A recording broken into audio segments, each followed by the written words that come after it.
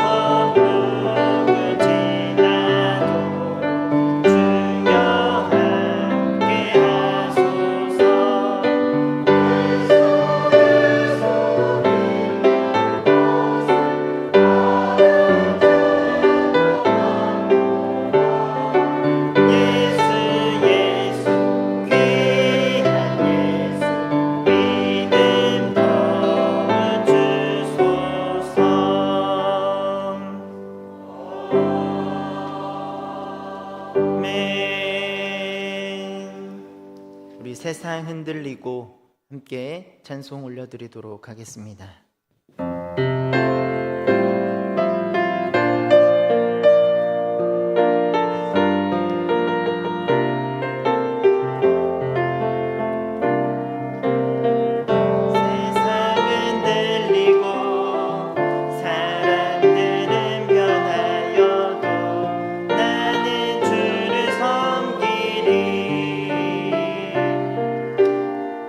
주님의 사랑은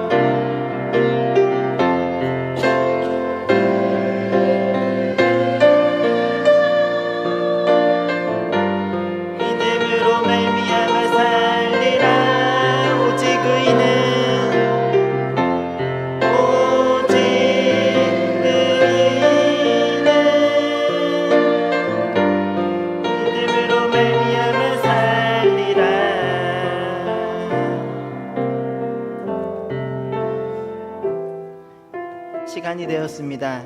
우리 다 같이 묵도하심으로 2024년 2월 14일 수요 예배를 하나님께 올려드리도록 하겠습니다.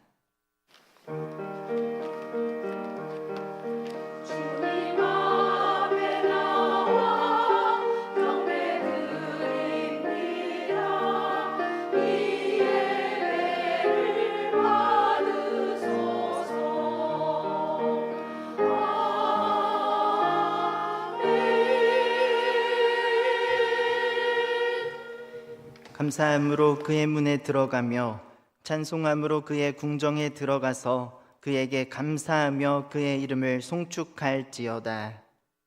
지금도 살아서 역사하시는 하나님 아버지, 주의 백성들을 이곳에 불러주시니 감사합니다. 주의 백성들이 주를 향한 사모함으로 주를 찬송하며 주의 이름을 송축하오니 우리의 예배를 기뻐 받아 주시옵소서. 이 시간 가운데 함께 하실 것을 믿사오며 예수 그리스도의 이름으로 기도하옵나이다. 아멘. 찬송가 545장입니다. 찬송가 545장, 이 눈에 아무 증거 아니 배워도 다 같이 찬송 올려드린 후에 우리를 대표하여 이재희 권사님 기도해 주시겠습니다.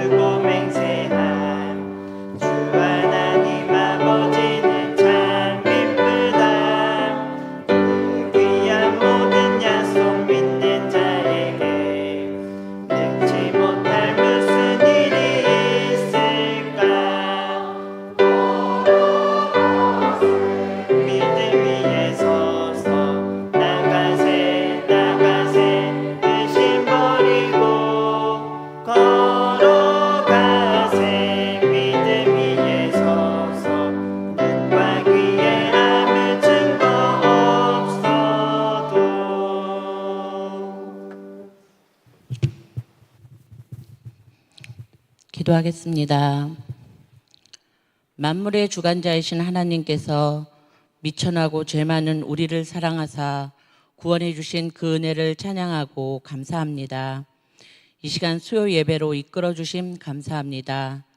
귀한 가족들과 즐겁게 설 명절 보내게 하시고 가족들의 애환과 아픔 또한 느끼게 하시고 나 혼자 아픈 게 아니구나 하며 하나님께 더 엎드리게 하시는 주님 감사합니다. 인간인지라 우리가 모르고 지은 죄, 알면서도 슬쩍 지은 죄까지도 이 시간 고백합니다. 용서하여 주옵소서, 긍휼히 여기소서. 지금 우리 원동교회는 너희가 살아나리라 하는 표를 목표 삼아 40일 기도학교로 더 엎드리고 더 부르짖고 하나님 앞에 서서 무디어진 우리의 무지함을 깨워 진실로 살아나고 싶습니다. 하나님, 우리 원동교회를 빈틈없이 살아나게 하옵소서. 오래전 직분 받은 자들의 느긋함도 이제 막 교회에 첫 발을 내딛어 어설픈 신앙을 가진 자들도 함께 엎드려 내 속에 잠자고 있는 부족한 열정을 깨우사 주께 부르짖는 살아있는 기도하게 하옵소서.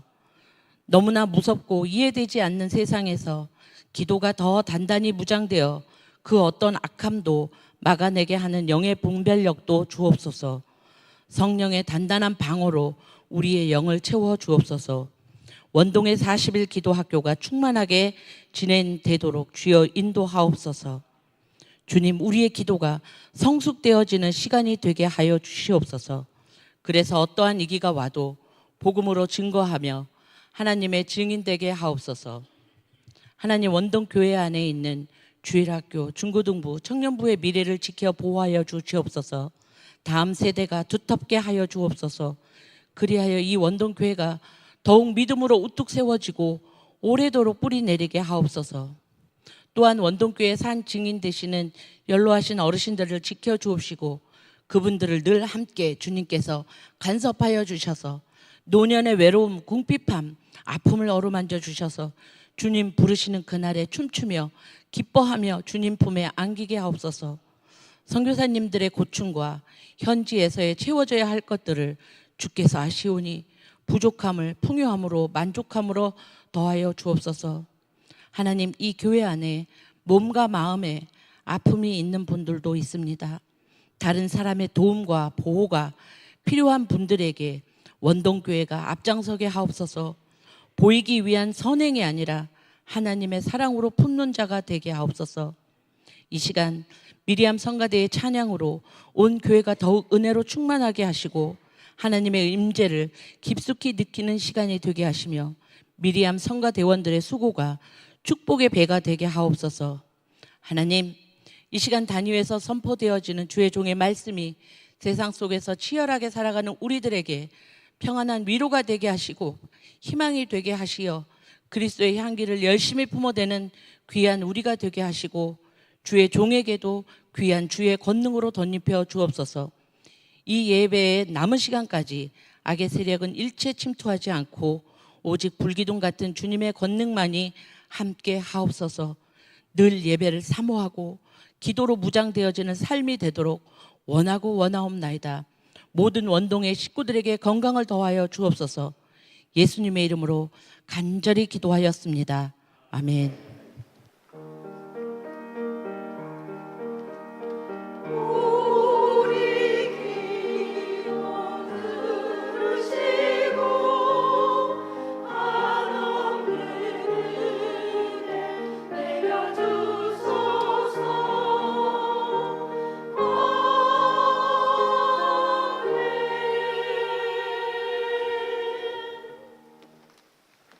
교회 앞에 알리는 말씀입니다. 첫 번째, 너희가 살아나리라. 2024년 우리 원동교회에 주신 말씀입니다. 특별히 4가지 영역의 회복을 놓고 우리가 함께 기도하며 힘쓰고 있습니다.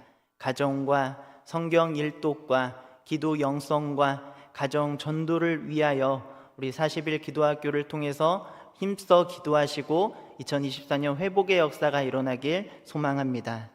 40일 기도학교 광고입니다. 우리들 일정 잘 참고하시고 3월 18일까지 진행되며 주일은 제외합니다. 오전 6시 이 자리에 나오셔서 하나님께 뜨겁게 부르짖는 여러분이 되기를 바랍니다. 특별히 40일 기도학교에 집중하기 위하여 수요 예배 시간에는 합심 기도가 진행되지 않습니다. 새벽 자리에 모두 오셔서 하나님의 은혜를 받으시기를 바랍니다. 공동의회 예고입니다. 돌아오는 주일 2월 18일 2부 예배 후에 이곳 예루살렘 홀에서 진행될 예정입니다. 한글로 영어 및 주일학교 겨울 수련회 광고는 주보를 참조해 주시기 바랍니다. 오늘 우리에게 주시는 하나님의 말씀입니다. 로마서 1장 16절 17절 말씀입니다. 로마서 1장 16절 17절 우리 한 목소리로 하나님의 말씀 살펴보도록 하겠습니다. 내가 복음을 부끄러워하지 아니하노니 이 복음은 모든 믿는 자에게 구원을 주시는 하나님의 능력이 됨이라. 먼저는 유대인에게요 그리고 헬라인에게로다. 복음에는 하나님의 의가 나타나서 믿음으로 믿음에 이르게 하나니 기록된 바 오직 의인은 믿음으로 말미암아 살리라 함과 같으니라. 아멘.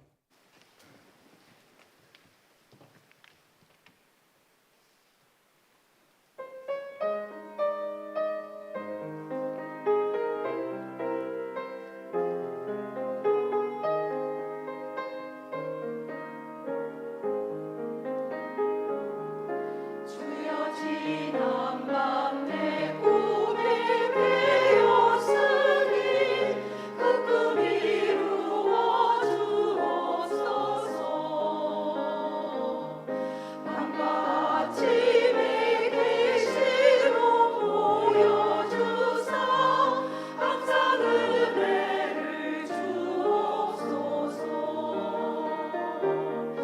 나의 놀라운 꿈 정녕 나 믿기는 장차 그 은혜 받을 편이니 나의 놀라운 꿈 정녕 이루어져 주님 얼굴을 배우리라.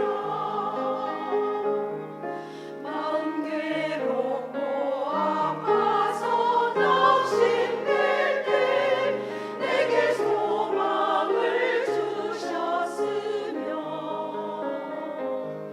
내가 영광의 주님을 바라보니 앞길 환하게 보이도다.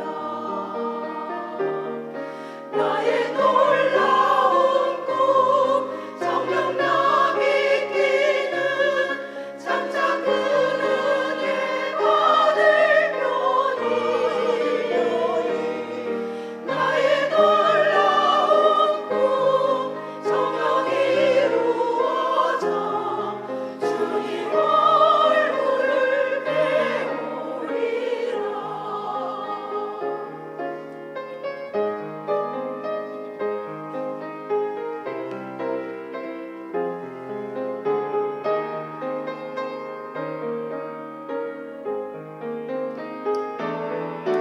세상 풍조는 나날이 변하여도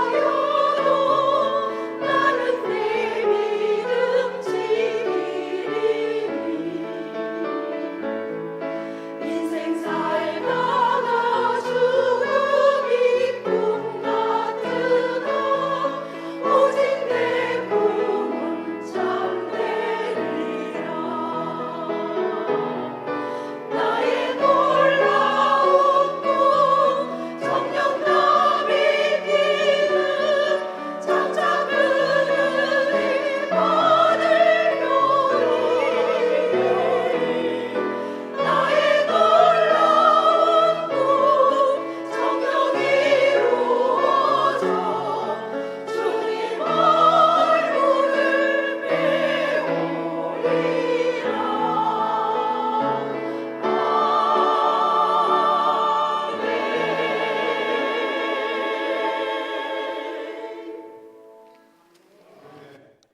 거룩하신 하나님 아버지, 미리암 찬양대의 찬양을 기뻐 받아주시고 찬양의 고백이 이 자리에 모인 우리 모두의 고백이 되게 하옵소서.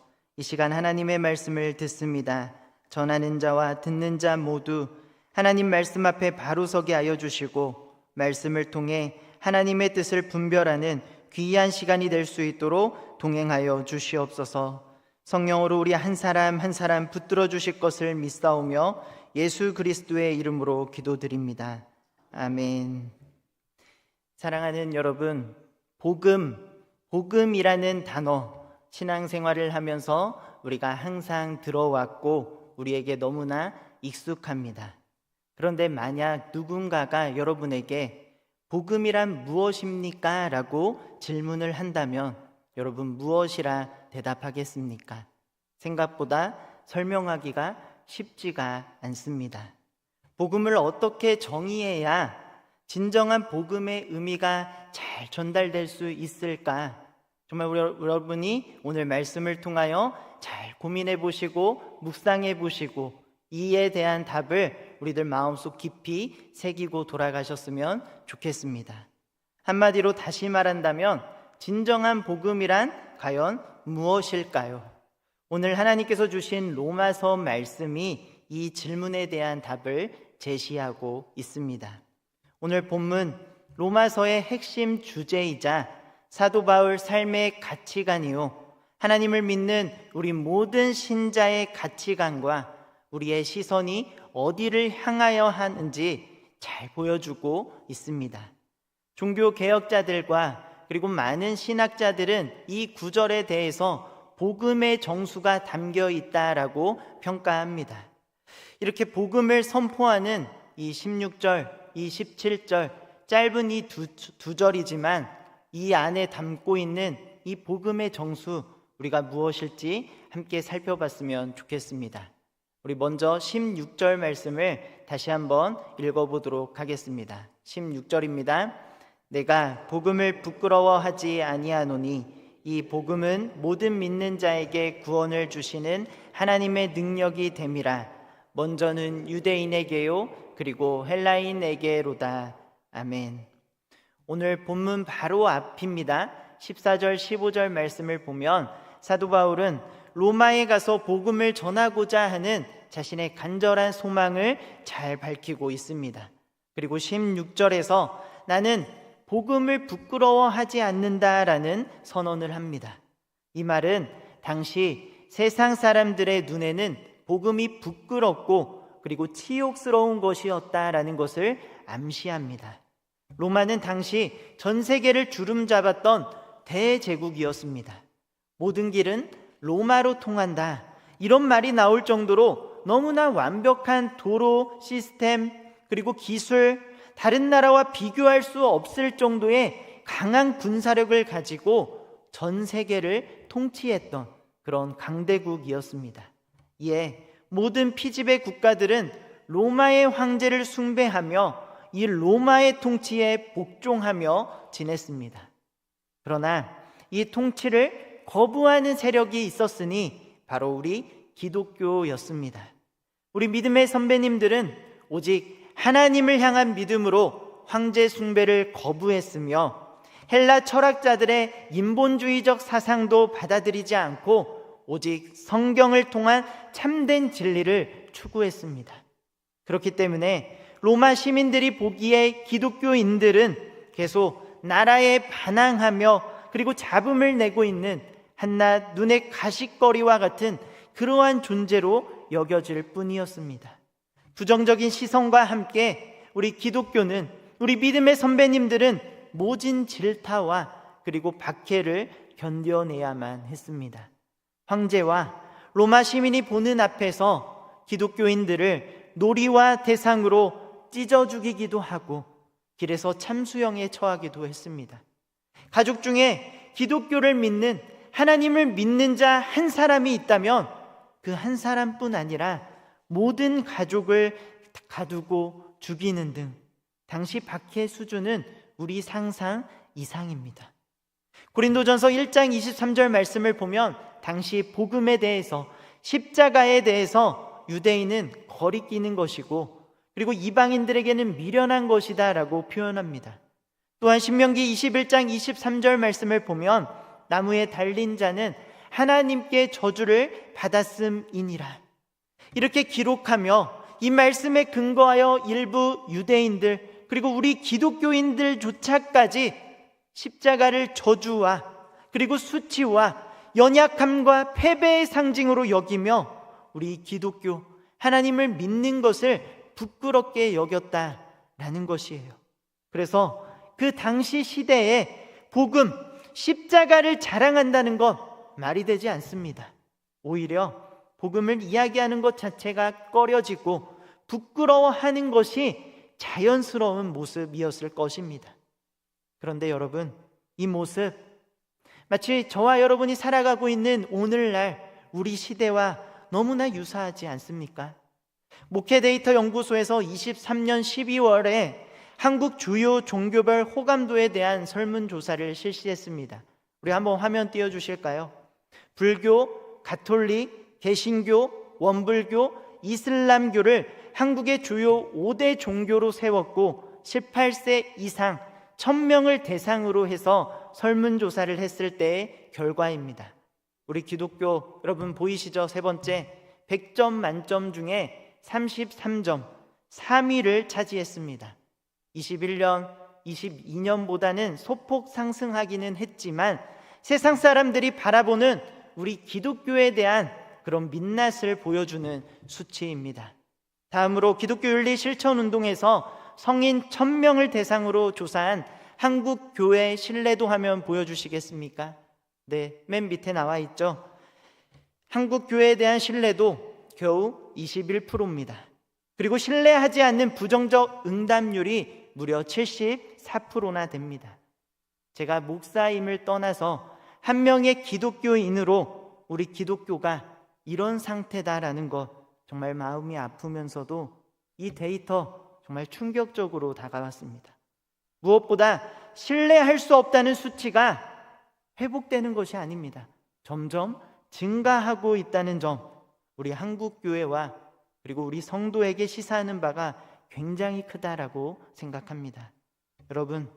여러분은 이 통계를 보시면서 이 마음속에 어떤 생각, 어떤 마음이 드십니까?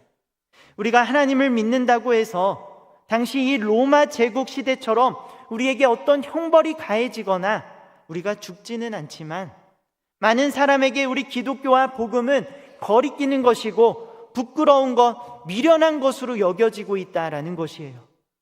그러나 사랑하는 여러분, 바울은 오늘보다 더 척박한 이 로마에서 나는 복음이 부끄럽지 않습니다.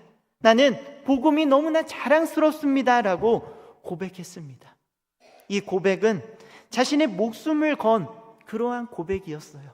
실제로 바울의 삶을 여러분 한번 떠올려 보실까요? 복음을 전하다가 빌립보에서 투옥되고 데살로니가에서는 쫓겨나고 아덴에서 정말 수많은 박해와 조롱을 당하고 결국 목이 잘려나가는 참수형을 당함으로 이 땅에서의 삶을 마무리했던 그 전도자요 순교자가 바로 사도 바울이었습니다. 그럼에도 사도 바울이 복음을 자랑스러워할 수 있었던 이유는 오늘 말씀 16절에서 밝히고 있듯이 복음의 힘이 있기 때문이에요. 무엇이라 표현합니까? 모든 믿는 자에게 구원을 주시는 하나님의 능력이다 라고 말하고 있습니다. 여기에서 능력이라는 단어를 원어로 살펴보면 디나미스라고 부르는데요, 성취할 만한 힘, 전투력, 정치력, 이런 의미를 담고 있는 단어예요. 이 디나미스 헬라어가 나중에는 우리 영어로 다이나마이트, 이것의 어원이 되기도 합니다. 바울은 이 단어를 의도적으로 사용함으로 당시 최고의 전투력, 정치력, 강력한 힘을 소유하고 있었던 로마보다 더 힘이 있고 더 폭발적인 이 역동적인 힘을 있는 것이 바로 하나님의 능력, 바로 복음이다 라고 외치고 있는 것이에요. 여러분, 복음에 담긴 우리 하나님의 능력은 죄인을 의인으로 변화시켜 하나님의 백성이 되게 하는 능력입니다. 죄와 비참함으로 사망과 저주에 놓인 우리를 생명으로 옮겨주시고 자녀 삼아주시는 능력입니다. 단순히 여러분, 우리 삶에 좋은 기운을 심겨주는 것이 아니라 죽음에서 생명으로 옮겨지는 이 180도 달라진 이 새로운 삶을 살게 하는 것, 이것이 바로 복음에 담긴 하나님의 능력인 줄 믿습니다. 바라기는 세상보다 더 큰 하나님의 능력을 통해 이 거칠고 험난하고 이 어둠이 가득한 이 세상에서 넉넉히 이기시며 세상의 눈초리에 우리가 흔들리고 다른 이들의 어떤 눈치를 보는 것이 아니라 날마다 하나님의 말씀으로, 복음으로 거룩한 삶을 살아가는 저와 여러분이 되기를 주님의 이름으로 축복합니다. 이어지는 16절 후반절 말씀을 보면 먼저는 유대인에게 그리고 헬라인에게로다라고 표현하고 있습니다. 이는 유대인이 더 중요하고 그 다음이 헬라인이다, 이런 뜻이 아닙니다. 구원의 범위를 나타내고 있는 것입니다. 구원은 유대인과 헬라인, 더 나아가 전 세계 모든 민족에게 해당된다라는 의미로 구원이 전 인류를 대상으로 한다는 구원의 보편성을 말씀하고 있는 것입니다. 복음은 모든 믿는 자에게 구원을 주시는 하나님의 능력, 즉 유대인과 헬라인을 구원의 동등한 참여자로 하나가 되게 만드는 능력입니다. 당시 유대인들 자신들만이 하나님께 선택된 민족이요 구원받은 자라고 믿었으나 구원의 능력은 민족과 신분과 계층과 지역과 나라에 국한되지 않고 모든 믿는 자에게 구원을 제공한다라는 것, 오늘 말씀에서 분명히 보여주고 있습니다. 누구도 배제됨이 없고 제한됨이 없는 것이 바로 복음의 능력입니다. 사랑하는 우리 원동교회 성도 여러분, 복음을 부끄럽게 여긴다는 것은 나 자신이 여전히 복음보다 크다라는 것을 상징합니다. 삶의 가장 중요한 가치관과 시선이 여전히 하나님, 이 복음이 아니라 나를 향하고 있다라는 증거예요. 복음은 절대로 수치가 아니며 오히려 우리의 유일한 자랑의 대상이 되어야 합니다. 세상은 눈에 보여지는 것들을 추구하고 그것을 높이고 그것을 자랑하지만 바울은 내가 자랑할 것은 오직 복음밖에 없다 단언하며 세속적 가치관의 비수를 날렸습니다. 오늘날 교회의 가장 큰 문제는 무엇입니까? 교회가 교회답지 못하고 타락하여 세상보다 더 세상적인 것을 사랑하는 모습, 결국 무엇 때문입니까? 교회가 복음을 큰 자랑으로 여기지 않고 도리어 부끄러워하고 있기 때문 아니겠습니까? 불신자라도 복음이라는 단어를 들어봤을 정도로 너무나 흔하고 어디서나 복음을 들을 수 있는 시대이지만 진정한 의미의 복음은 찾아보기 힘든 시대, 한마디로 복음이 실종된 시대를 우리는 살아가고 있는 것 같습니다. 여러분, 우리가 유일하게 자랑해야 하는 것 무엇입니까? 아무리 혼란스럽고 혼탁하고 어두운 시대를 살아가고 있다 할지라도 우리가 자랑해야 할 것 오직 복음뿐인 줄 믿습니다. 2024년에는 이 세상의 가치관과 우리 눈에 보이는 이 눈, 이 시선에 흔들리는 인생이 아니라 오직 복음으로 자족하며 오직 복음으로 인하여 기뻐하고 오직 복음으로 인하여 감사하는, 그래서 복음으로 말미암아 우리의 모든 것이 살아나는 역사가 일어나기를 주님의 이름으로 축복합니다. 이어서 다 같이 17절 말씀을 읽어보도록 하겠습니다. 시작. 복음에는 하나님의 의가 나타나서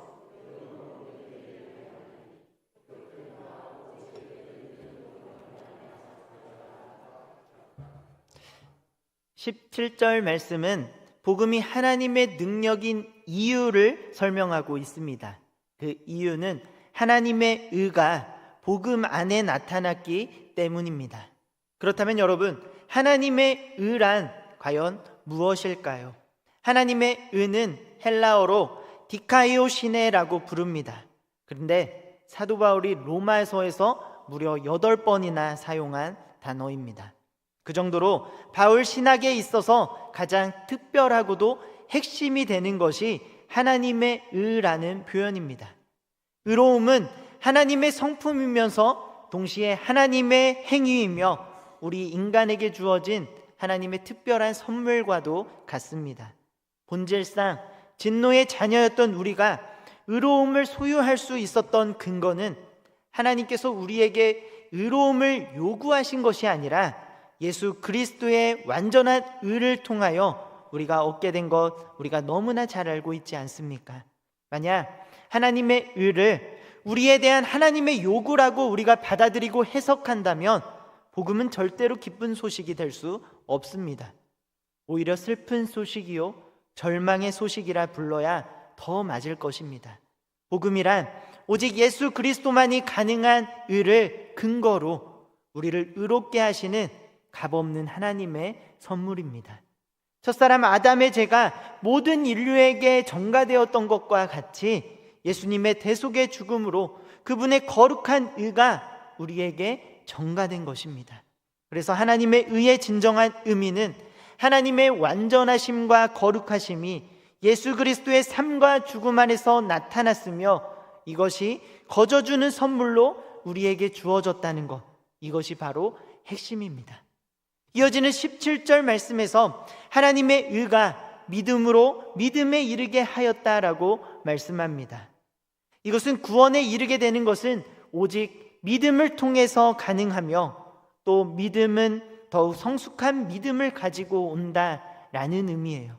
기독교의 핵심 진리를 보여주는 구절로서 하나님으로부터 의롭다 하심을 얻게 되는 유일한 출발점과 동시에 목표점, 정말 믿음이라는 것을 우리에게 분명하게 제시하고 있는 것입니다. 마지막으로 바울은 기록된 바 오직 의인은 믿음으로 말미암아 살리라 함과 같으리라 이렇게 고백합니다. 하박국 2장 4절의 말씀을 인용한 것입니다. 바울이 인용했던 말은 두 가지 의미로 우리가 나누어서 살펴볼 수 있습니다. 첫 번째, 믿음으로 말미암아 의인이 된 사람은 살아날 것이다. 미래형의 의미입니다. 의인이 될 수 있는 방편이 오직 믿음뿐이며 믿음을 가진 사람만이 영원한 생명을 맛보게 될 것이다 라는 사실을 강조하고 있는 것입니다. 두 번째, 의인은 믿음으로 말미암아 살아갈 것이다. 현재형의 진행형의 의미입니다. 바울은 이 두 가지 모두를 염두하고 하박국의 말씀을 인용한 것입니다. 오직 믿음이 영원한 생명을 얻는 유일한 방법이며 그 믿음으로 앞으로 모든 삶을 살아내야 한다. 삶의 원리를 강조하고 있습니다. 그래서 본 구절을 정리해서 한 문장으로 표현하면 이렇습니다.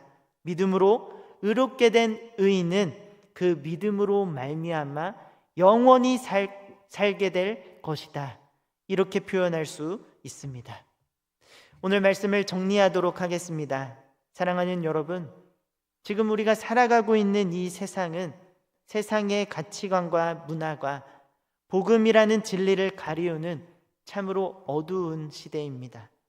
하나님을 믿는다는 것, 그리고 복음을 전한다는 것이 때로는 우리를 공경에 처하게 하고 사회의 주류로부터 벗어나 소외된 자로, 외로운 자로 우리를 만들기도 합니다.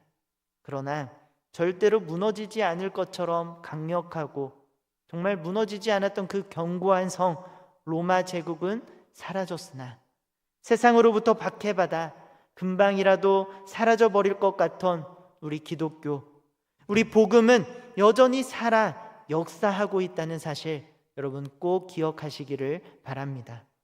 우리 기독교 역사는 박해의 역사입니다. 초대교회도 그랬고 지금을 살아가는 현재까지 방법만 달라졌을 뿐 동일하게 크고 작은 박해들이 우리 가운데 이어지고 있습니다. 그때마다 누군가는 복음을 부끄러워하며 세상으로 나아갔고 누군가는 더욱 하나님만을 붙들며 한 걸음 한 걸음 하나님께 나아왔습니다. 바라기는 이 시대에 움츠러들고 복음을 부끄러워하는 그러한 자가 아니라 복음만이 우리의 참 생명이요 정말 우리가 이 땅을 살아가는 데 있어서 우리의 길잡이요 우리의 정말 생명을 주는 영원한 말씀임을 여러분 꼭 신뢰하시기를 바랍니다. 새로운 한 해를 주신 하나님께 감사하며 올 한 해 진정한 복음 가운데 든든히 서서 하나님의 능력으로 말미암아 다시 살아나는 역사가 여러분들 2024년에 가득하기를 주님의 이름으로 축복합니다. 우리 오늘 말씀을 기억하며 세상 흔들리고 우리 앞서 찬양했던 찬양 함께 하나님께 고백하도록 하겠습니다.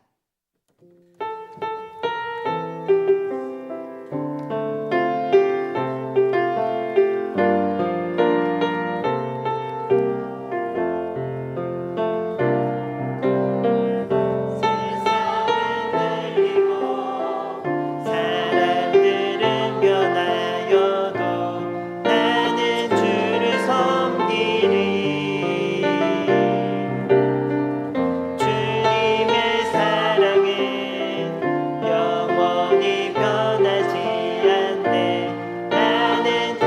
다시 한번 고백합니다. 세상 흔들리고 세상 흔들리고 사람들은 변하여도 나는 주를 섬기리. 주님의 사랑은 영원히 변하지 않네. 나는 주를 신뢰해. 오직 믿음으로 오직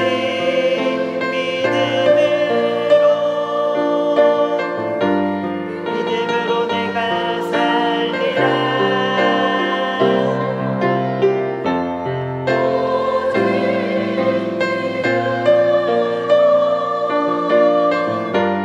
믿음으로 내가 우리 2절로 고백할까요?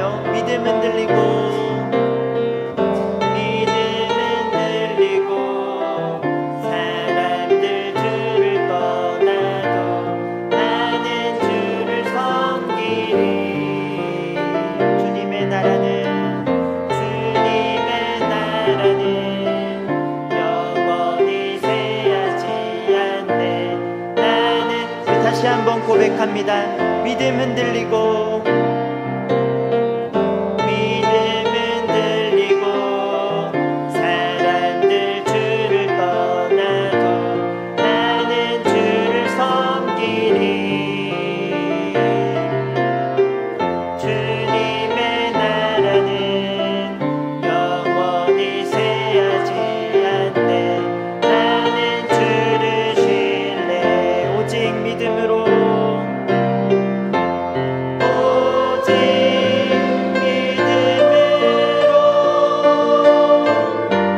믿음으로 내가 살리라. 오직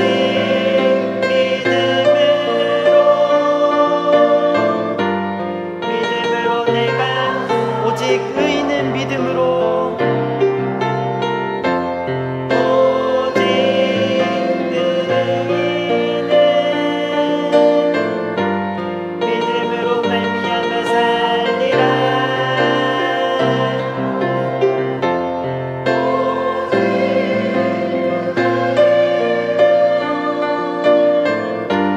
믿음으로 말미암아 살리라.